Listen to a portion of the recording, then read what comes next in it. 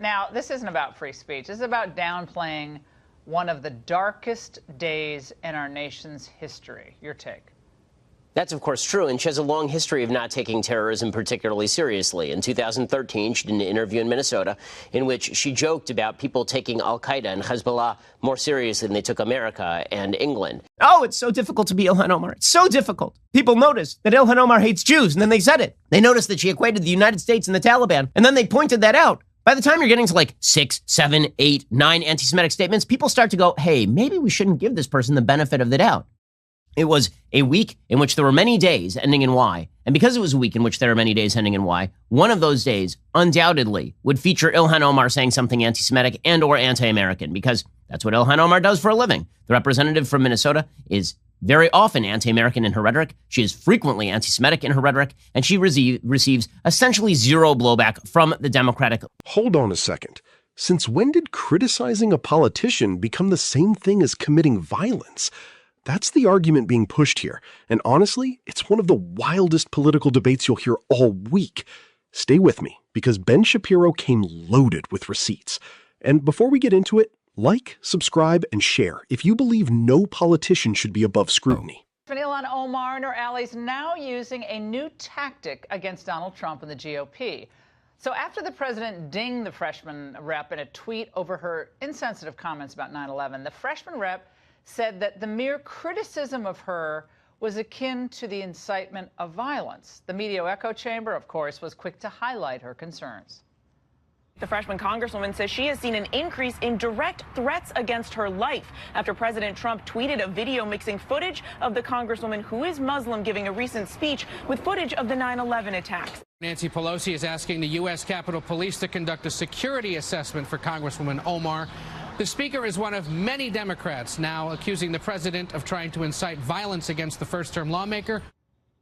Joining me now is Ben Shapiro, the Daily Wire's editor-in-chief and author of the brand new book, The Right Side of History, which is fantastic. Ben, now this isn't about free speech. This is about downplaying one of the darkest days in our nation's history. Your take?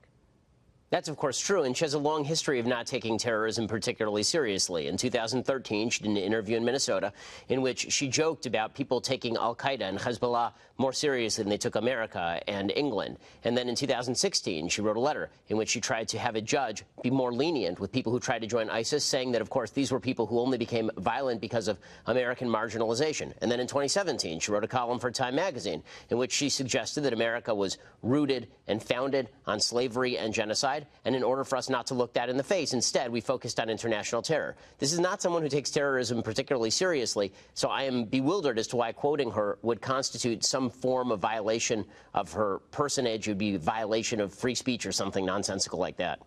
Ben, just so people know what we're talking about here, I want to play that soundbite that you're referencing where she talks about the way people say al-Qaeda. Let's watch. I think we...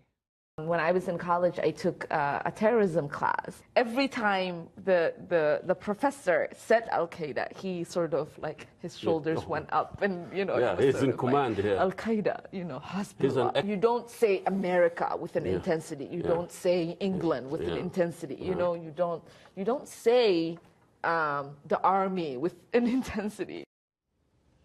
Well, and Ben, Pete Buttigieg, we talked about him earlier. He's the new star of the Democrat Party. He's edged out Beto O'Rourke, and now he's taken that spot in the spotlight.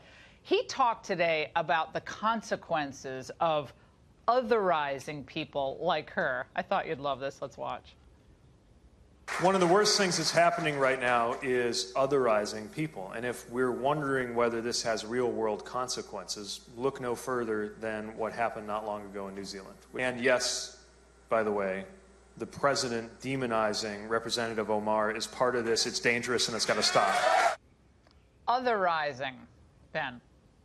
Well, very odd, since Representative Omar has 3 times in the last 3 months been chided for openly anti-Semitic statements, and then the Democratic Party has defended her.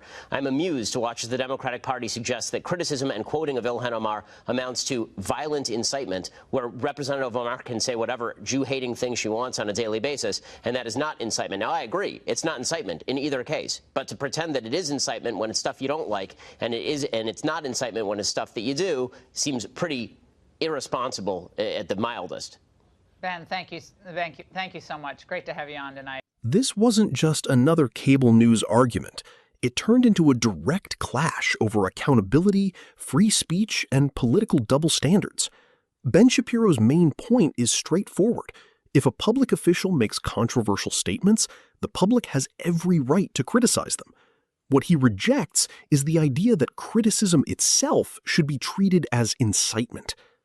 The moment that really jumps out comes around 5:21, when Shapiro accuses Democrats of defending Omar when she makes controversial remarks, while simultaneously portraying criticism of those remarks as dangerous. His response? You can't have it both ways. And that's where this debate gets interesting. Supporters of Omar argue that she's been unfairly targeted and that rhetoric against her can fuel hostility. Critics argue that public figures should expect intense scrutiny, especially when discussing issues as serious as terrorism, national security, and America's history. The bigger question isn't even about one congresswoman anymore. It's about whether political disagreement is being transformed into a protected category, where certain politicians can say controversial things but become untouchable when challenged. That's why this conversation matters. Not because everyone has to agree with Ben Shapiro, but because a healthy democracy depends on the ability to question people in power. What do you think? Is criticism being confused with incitement, or are the concerns justified? Comment below, and don't forget to like, subscribe, and share for more political analysis.